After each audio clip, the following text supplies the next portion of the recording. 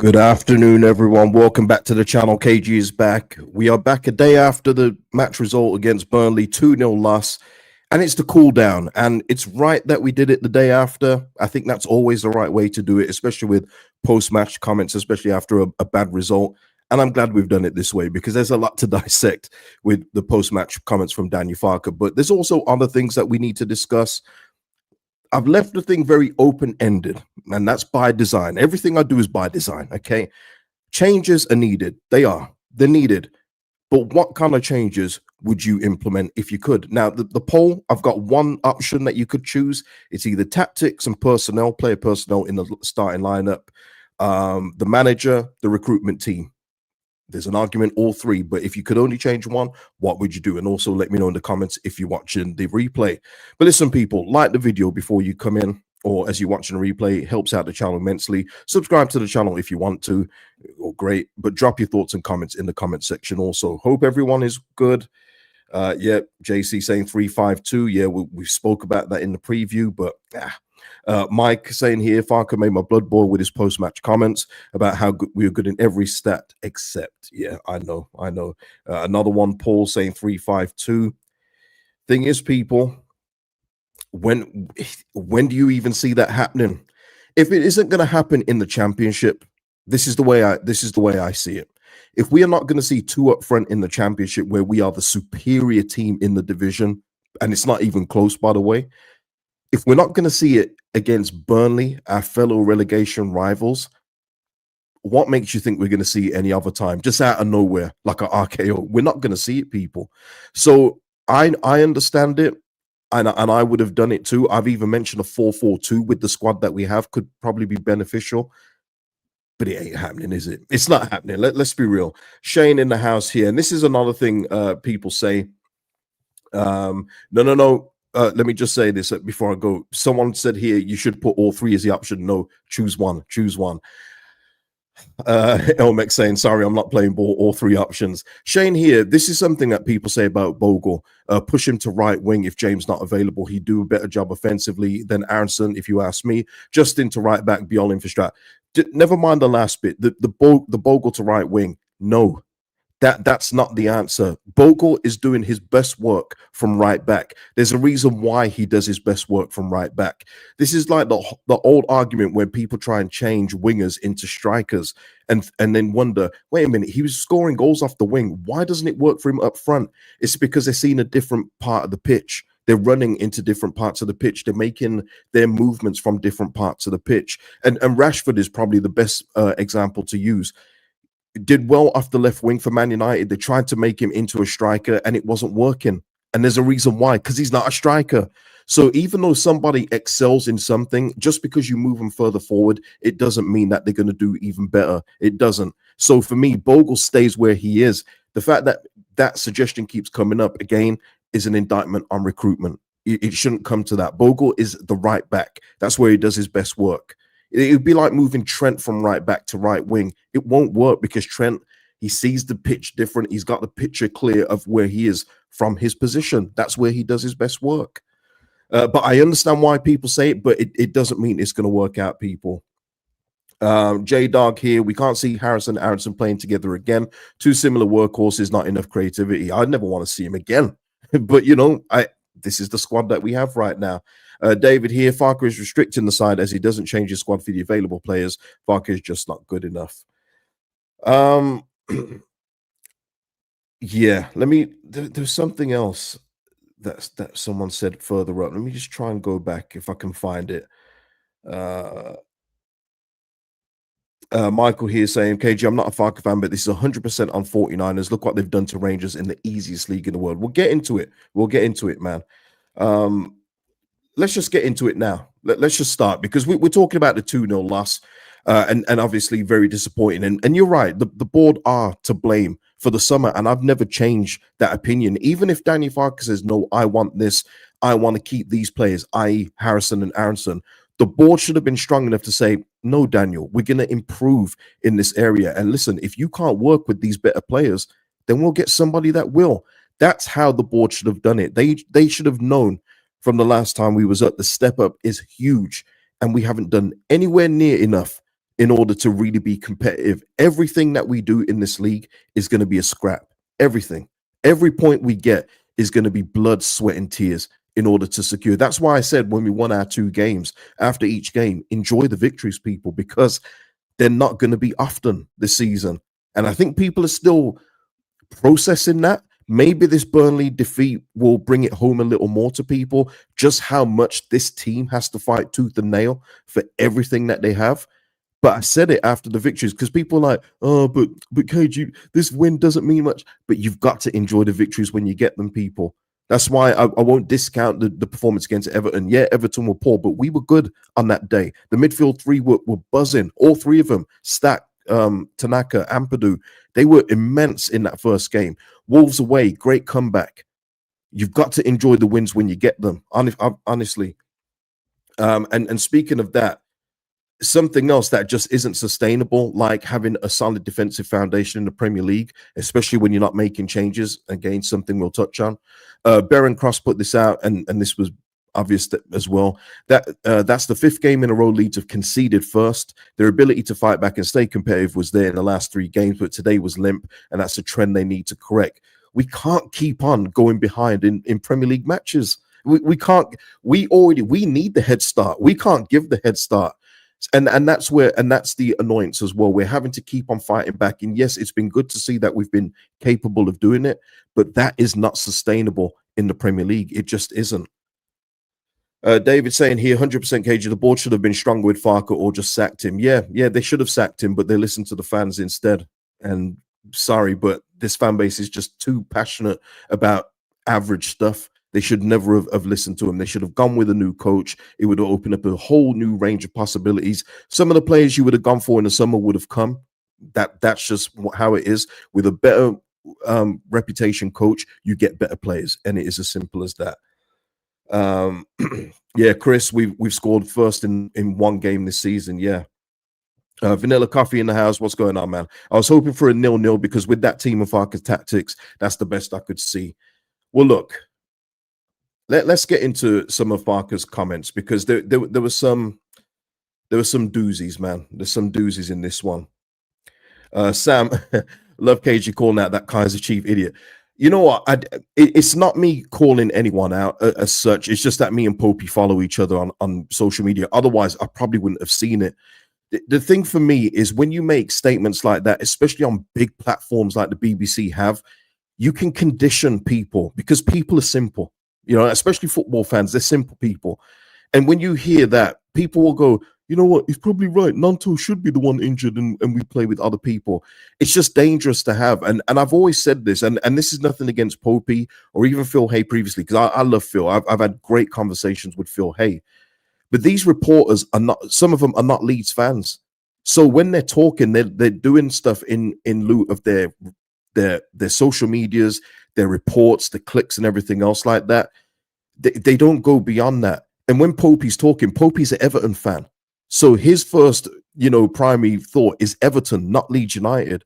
So he's got no problem putting that kind of rhetoric out there in terms of, if I'm gonna choose somebody, Nanto should be the one injured. That's not Popey saying it. It's the curly haired guy. I didn't even know he's from the Kaiser Chiefs. It's like when Phil Hay used to come on and say stuff like when Bamford would score once in every 10 games. See, this is why Bamford should be more appreciated for the stuff he does. It just makes the fan base go, yeah, Phil, see, you see what Bamford does. See, even Phil sees it. Now Phil's away from Leeds United. You don't see Phil Hay talk about Leeds. And that's the thing I have with reporters when they comment on Leeds United who are not Leeds United fans. That's just it for me. Yeah, Nanto is a 21-year-old guy, so imagine him seeing that. But this is it. They don't consider things like that. But when it was Bamford and everyone else, oh no, we got to treat him with kid gloves. But yeah, Nanto, yeah, we want to see him injured. I'd rather see him injured because he's low down on my pecking order. Like your pecking order matters. You know what I mean? But yeah, listen, that's all I want to clarify. I don't shoot at other podcasts. That's not in my nature because I just keep myself to myself, as you guys clearly see. But when you see in stuff like that, it's just inflammatory for me. It's poor. It's just poor. That's all it is for me. Farke, it went wrong in both boxes. Cannot have better stats than we did away from home today. Possession shots, big chances, XG corners. Even when Arsenal, Man City all come here, they will not repeat that.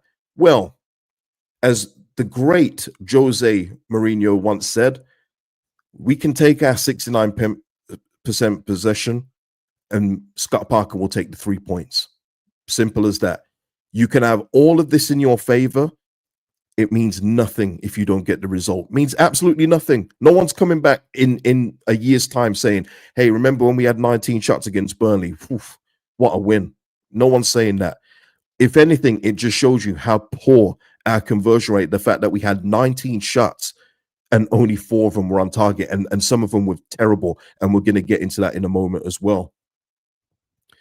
Carrying on. Had to be more switched on and blocking the cross from Walker. Could have stepped out on the second goal earlier. Many aspects I like. When you were 2-0 down away, your heads can drop, but we gave them nothing else. In terms of effectiveness, they were the better side. Yeah, that's what it comes down to, but that's what it takes. That's exactly what it takes when your teams like Burnley and Leeds United. It's not about your possession stats. It's not about how many passes you can do side to back. It's about being efficient when you get those opportunities, and that's what Burnley were, and we weren't. Clearly as well, by the way, we were not efficient near enough. And we also, by the way, I want to say this. Yeah, Ian, I was just about to say thank you. Most of our passes were in our own half. That's exactly it. But that's what we do. Everything with us is 2, 3, 4, 5 touches and then a pass to the side. Whereas, and I mentioned it in yesterday's match reaction, Stack from about 20 yards out had a perfect opportunity to leather one. And we know he's capable of doing that. But instead of doing it, he took another 2 touches and passed out to his right. No, the Burnley guy had oceans of space, which was criminal enough, but he took a pot shot, got the second goal, wrapped the game up. That's the difference. David saying Farke got a lot of the players he wants. Problem is their Farke players not creative. Yeah, listen, he didn't get backed with the full toolbox, and I will maintain that. But a lot of these guys are in his vision. We've seen it previously. He doesn't like over creative players. He scorns them even when they've done well for us. Georgie twice after victories. Yes, I will have words with Georgie about embarrassing the opposition. No, man, that's what it's needed. Don't get me started on Mavericks being phased out of football. Don't get me started because we'll be here all afternoon. And I want to watch the remaining 2 Premier League games today. But we know that these players in his vision, the Aaronson Harrison thing, because they're hardworking wingers, will be favored over a Ramazani or a Nonto who will try and take players on. Even when he's talking about Okafor, who had a decent game. And I do agree with him in certain aspects of what he said, by the way, with this. But he said, no, I'm not going to accept Okafor losing the ball over and over again just because an attacking winger. I get it to a certain extent, but attacking creative players are going to lose the ball. That's what they do. They're going to have a lower pass completion rate because they're going to try something out of the ordinary, which is what we lack badly in this team. Carrying on with some of his comments because it doesn't get better. If you go behind at this level, it's always hard. We have addressed we want to return to clean sheet behavior. Defending overall was good. Allowed 1 chance before halftime. If you are always climbing the mountain, it's difficult. Going back to clean sheet behavior means you're going to have to eliminate at least 1 goal because we've started to concede 2 a game, Daniel. So I understand his sentiment behind that, which is why it's even more confusing why I won't go 3 at the back. And it's not like you just stick with 3 at the back. It's just that you've got a bit more protection there. And the thing is, with our fullbacks, they're probably one of our biggest assets in Goodmanson and Bogle. Utilize them going forward and just have that little bit more protection at the back. But we've never seen him do it, really, have we? Except for preseason games in the Championship. Okay, this was the one where I'm gonna have to take a sip here.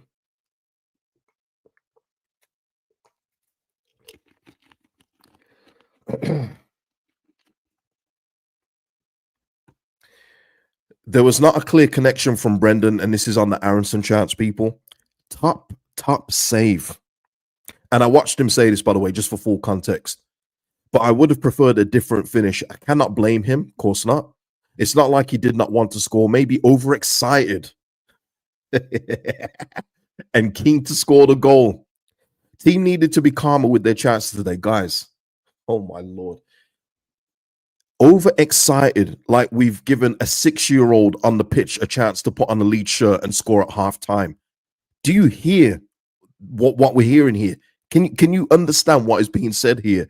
Maybe overexcited, and I cannot blame him. You can never blame Brendan. No, it's impossible. But when Ramazani probably didn't trap back that one time, even though he probably created about 5 chances in the game, oh, we're gonna go in on Ramazani. And again, this isn't the Ramazani thing. I'm just giving examples when he does blame players. But when it's Brendan, oh no, you can't do that with Brendan. He's not a child. Maybe he was overexcited and keen to score the goal. It was a bad finish, by the way. It wasn't a top save. That's the other thing I had an issue with. Top save? Absolutely not. And this is the thing when you speak about Farke, the things that will just never change with him, never change. And this is and we're going to go on to even more problems that we may be facing in terms of Daniel Farke and the players that he's got.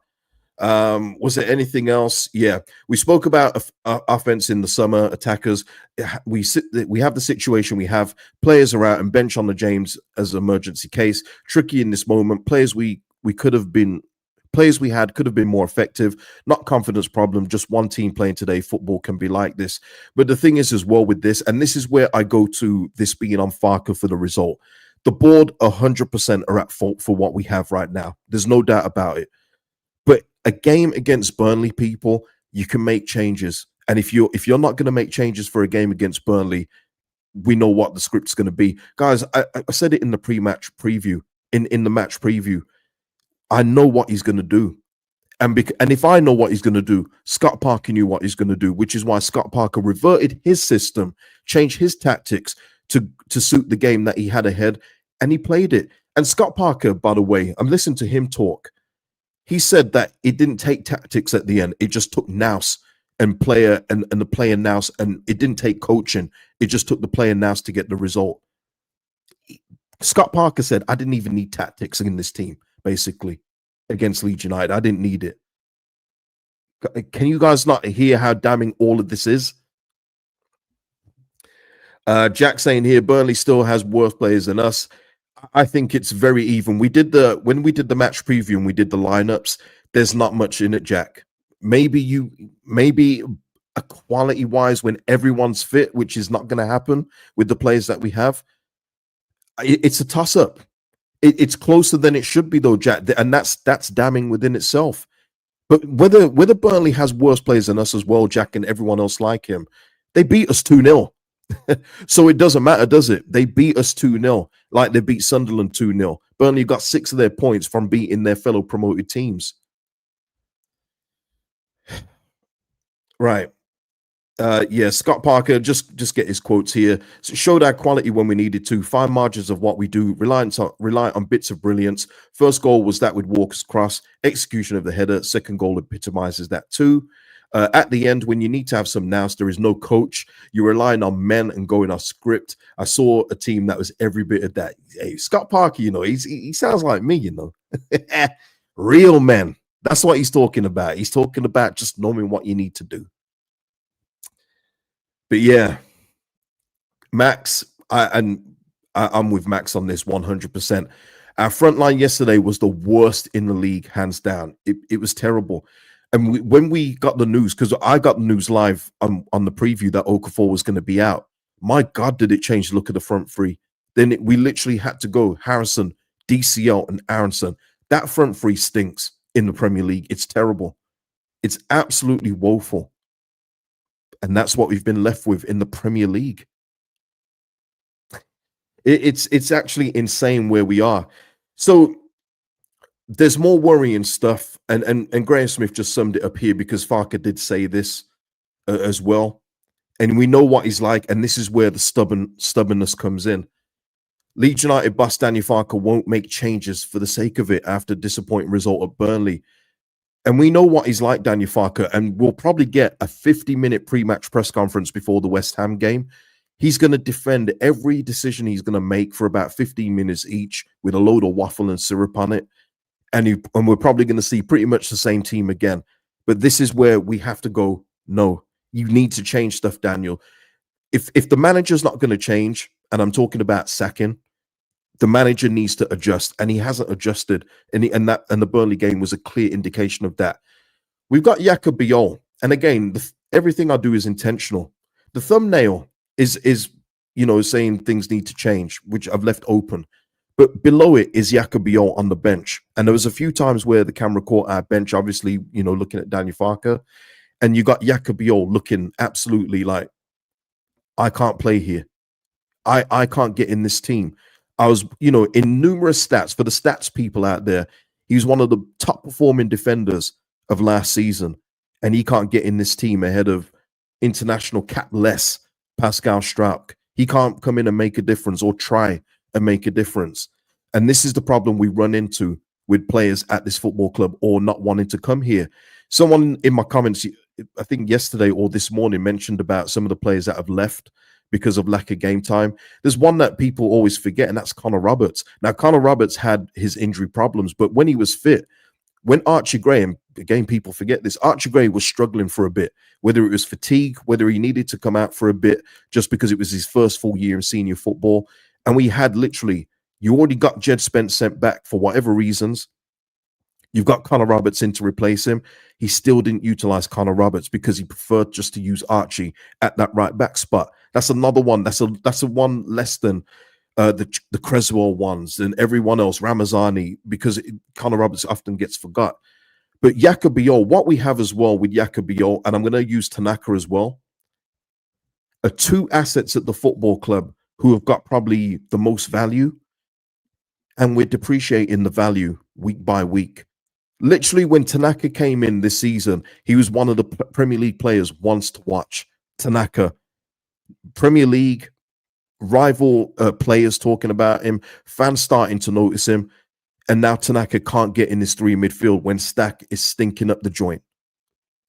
Tanaka's value is decreasing as we go on. And this has been the big problem with this football club with depreciating assets. They either play them till they're worthless and let them run down their contracts like Meslier, when you could have got near 80 million euros for him a couple of years ago.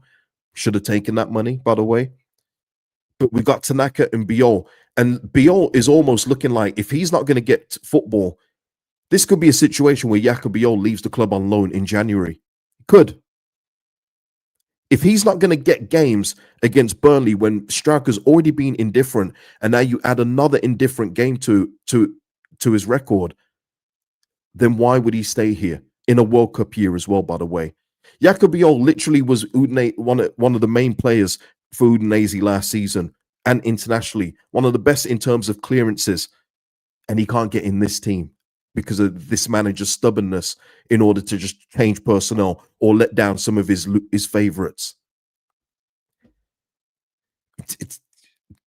I've often made the argument that maybe you keep Farke for next season if he's willing to stay to get us promoted again. But I got to be honest, man, if he was to be sacked, I wouldn't be losing any sleep over it. I'd be like, okay, what's next? The only thing that gives me pause for thought is the way that they've handled, and I know it's a different arm of the 49ers, but Parag is still involved, is the way that they've handled the Rangers situation. Russell Martin probably should have been sacked 2 weeks before he did. Maybe they've appointed someone now. Is Muscat in place now? I don't know. But they've made a pig's ear of it because they sacked him before the international break, and they've left it up until now to get in a manager if he's not in place as of yet. And I just wonder if they do the same thing at this football club. And at this level, in Scotland, maybe you can get away with it. I don't know what Rangers did yesterday. Maybe they lost. I don't care. But at Premier League level, you can't do that again. We've already done that previously, by the way, when we sacked Jesse Marsh, and we're going around, Iriola, do you want to come in? Slot, do you want to come in? No, we don't fancy where you are right now with the player personnel you got. So we went to Skubala, then Allardyce. They've got to be better prepared than that. But are they? After the window we've had, I don't think so. I don't think so.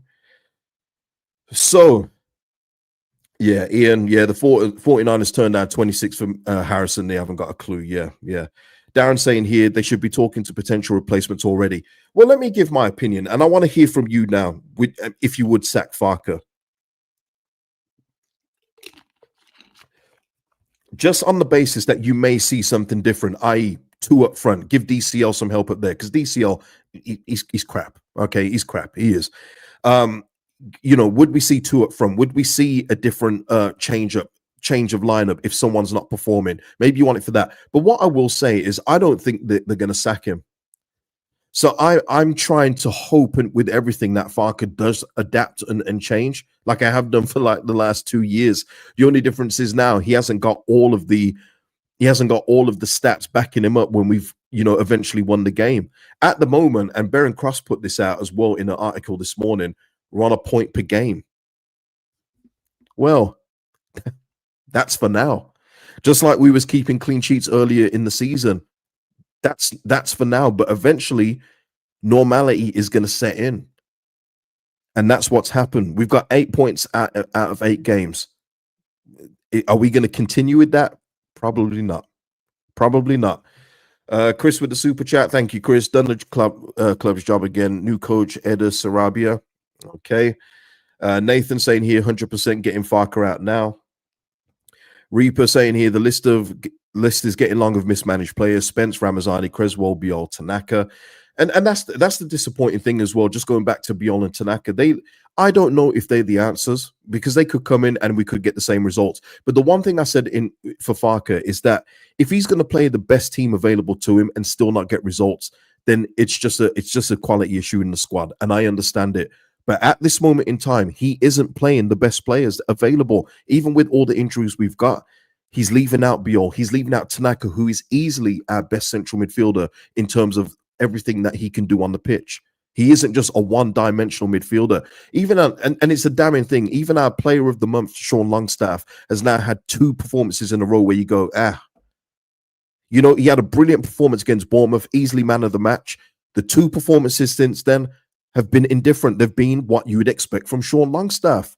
And again, that's not his fault. That's the club for bidding against themselves and going back in after 12 million bids failed and putting in 15 million for Sean Longstaff. But he's one player of the month, and he was poor yesterday, but he wasn't the poorest, so he didn't really get mentioned too much. But he was bad. But Tanaka, who has got all the potential he would have been the one in the summer, by the way, if we had made a sale. And I think Robbie Evans even alluded to this, is that he could have been sold for the biggest money in the summer. And there's a reason why for that. But if we're not playing him at this point and giving him 10 minutes here and there, whatever that price would have been in the summer, whether it be 25, 30 million, will not be that when clubs come calling. And when Tanaka says, you know what, I need to leave for first team football. Graham here, maybe the championship is Farke's level. It is, Graham. It is. And I've maintained that. What I wanted, though, from Daniel Farke was to show some absolute fight after the window shut. Being disappointed that he didn't get the additional players that he needed, whether they'd been good enough or not, he didn't get any at all. I wanted him to fight back and really show what he's about at this level and prove people wrong, including me, that he can change, he can adapt at this level, which he's shown in bits and pieces. But the overall picture, when you're going in a game against Burnley, who at the time were on 4 points to our 8, and you're looking at that as a game that you've got to win, whether he says that publicly or not, and he put out a lineup that was just so predictable in what we had available, you've got to say he's not going to change in the long term. He isn't the long-term manager for Leeds United. That's as simple as it is. Donna saying here has to get 3 points against West Ham or he goes. Well, let's move on to that. West Ham, and we're not going to preview that yet. They're still to play. Obviously, there's 2 games today which have got nothing to do with us, but I'm going to enjoy them anyway. Spurs, Villa, Liverpool, Man United, but it's Monday. West Ham, Brentford. And what is key about that? Brentford are also in the mix because they're for me still relegation candidates too. So that's going to be an interesting game. And West Ham have got a protest. But the key thing with this is that they're playing Monday and we play them on Friday. And they're traveling to the game and they're going to have less time to recover. If we're not targeting 3 points against Burnley, if we're not targeting 3 points against that version of West Ham, even though Nuno has improved them, and I've seen that visibly, he's made improvements to him. But if you're at home on a Friday when West Ham have played Brentford on a Monday and you're not getting 3 points, I think it shows you where we're going this season, right? Sam saying he'll probably be sacked after the January window, knowing Leeds. A- AFV. I got honestly, AFV, you make me laugh with this because every time like I say, when I pick a thumbnail, I think of you because AFV has got beef with Daniel Farke not changing his clothes. But yeah, his starting 11 is the same as his match day dress sense. It's never changed. Tom here, with our next run of games until Christmas, getting players in the January window will make it hard to recruit quality. It's going to be hard anyway, Tom. It was hard in the summer, and you're starting from scratch. And we're literally having players preferring Sunderland over Leeds United. That can't happen. Well, it did happen, but it shouldn't have happened.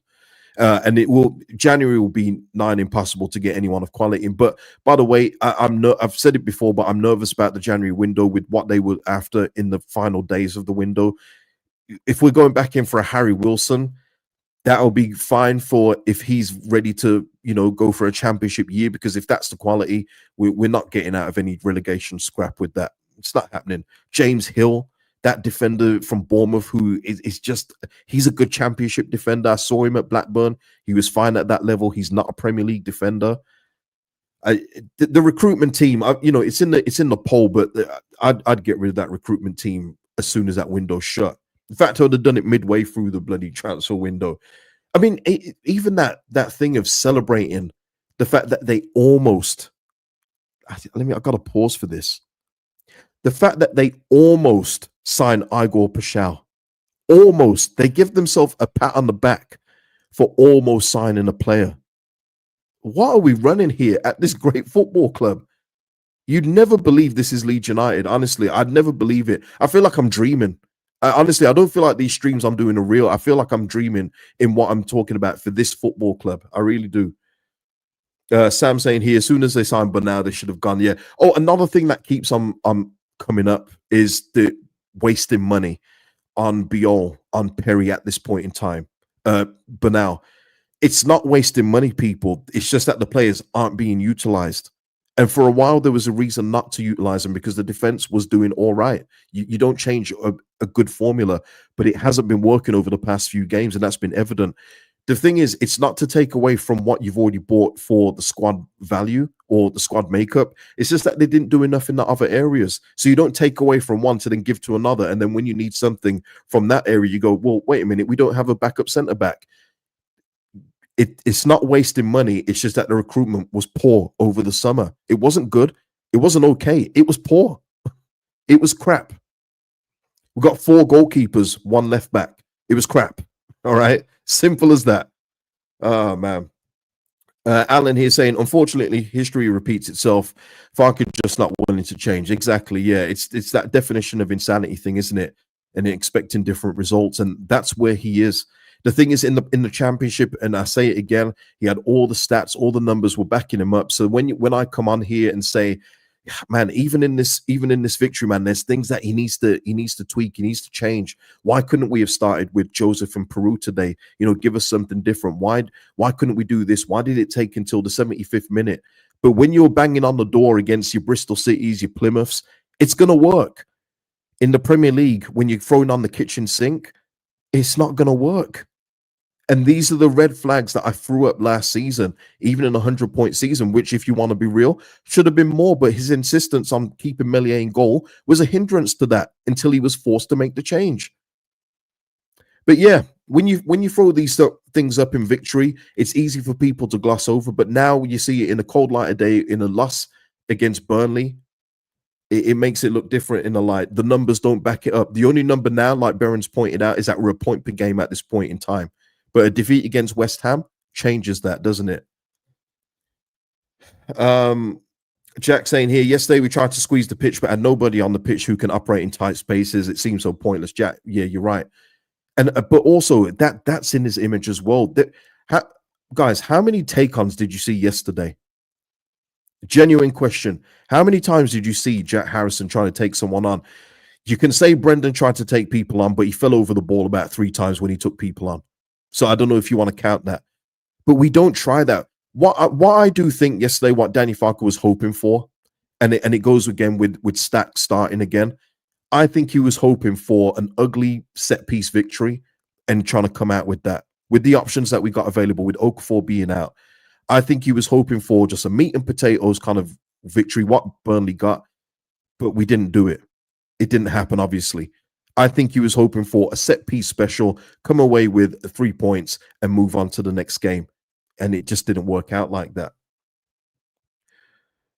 Philippa saying here, we need Perry, Tanaka, and Biol in, otherwise no chance against West Ham. Bowen and Somerville will cook us, man.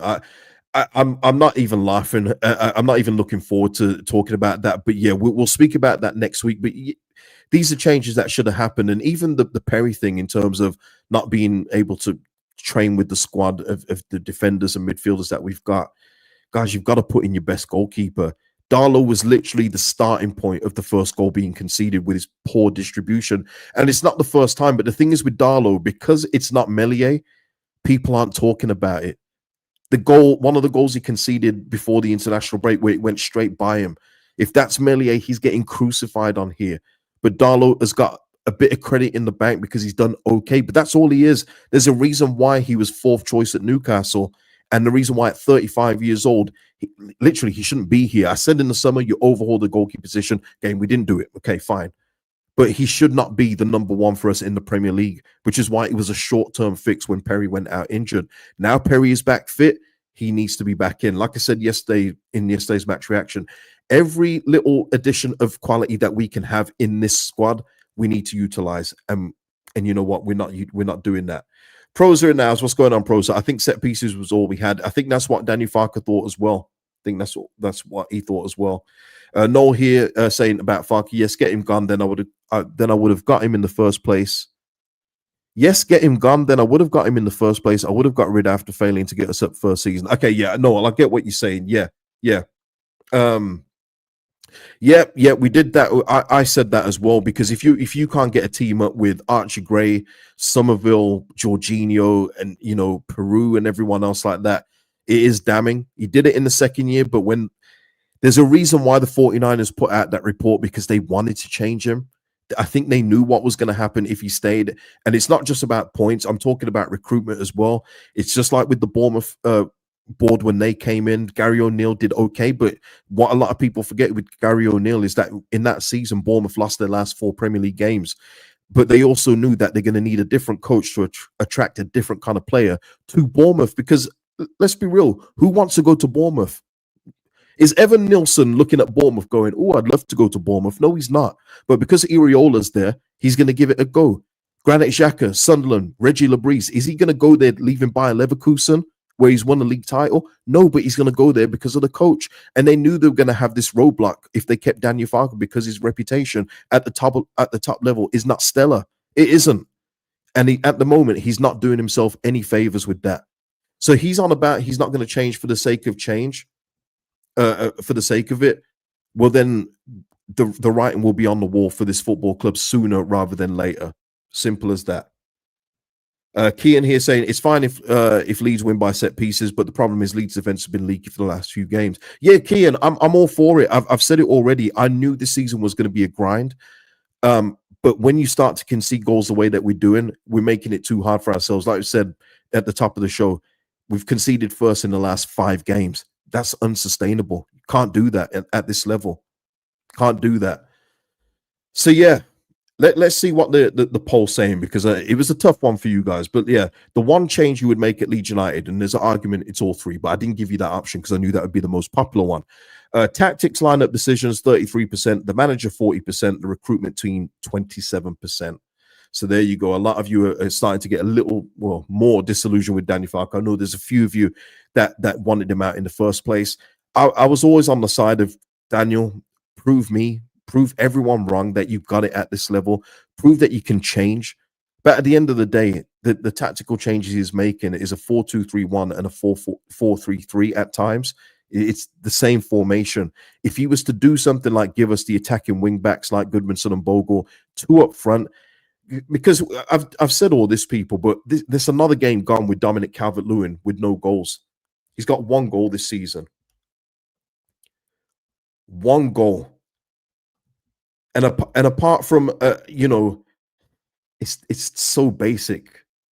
I saw yesterday Erling Haaland, 2 touches in the second half, 2 goals. That's what I want. I don't want to see this guy hustling and bustling up front and yet going with another goal.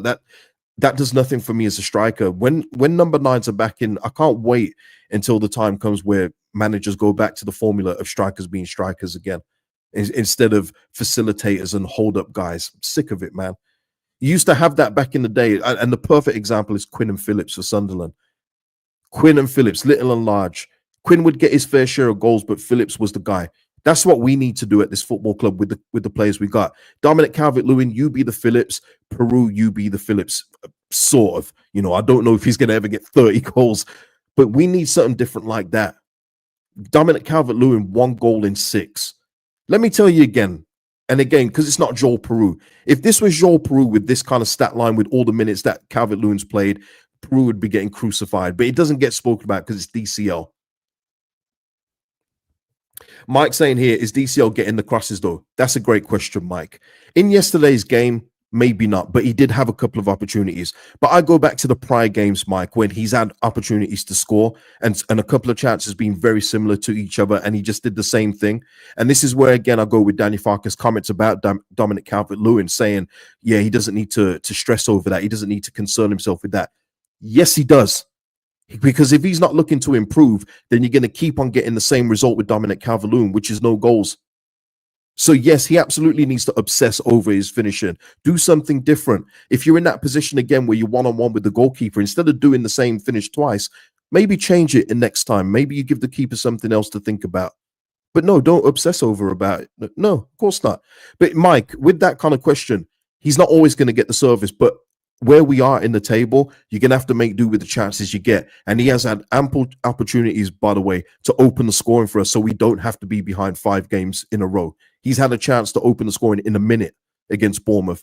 Didn't take it. Yeah, he's wasteful. Yeah, free for a reason. Absolutely. Absolutely, man.